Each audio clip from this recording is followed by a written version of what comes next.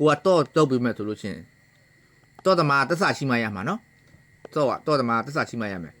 ဘာလို့လဲဆိုတော့ကိုကတော့လောက်တဲ့တော့6ဘွားကြီးဒီမှာထိုင်ကတော့6ခိုးတဲ့အဲ့လိုမျိုးလုပ်လို့မရဘူးနော်သူများကလာအပ်တယ်ဆိုတော့ကိုယုံကြည်ရလာအပ်တာနော်ကိုကဒီလုံးနဲ့တက်မှုဝင်ကြပြရမယ်ဖြစ်တဲ့အတွက်ဒီလုံးကိုတက်ဆာရှိရမယ်နော်တော့ကိုရဲ့သူကတက်ဆာရှိရမယ်အဲ့တော့ဒီမှာပြပေးမယ်ဆိုရင်တော့ကဘာလို့ချောင်းသွားတာလဲဆိုလို့ချင်းတော့ကီလန်လေးစားသွားတော့ဒီတော့တန်းကီလန်လေးစားမယ်ဒီအထက်ကကီလန်လေးတွေစားသွားလို့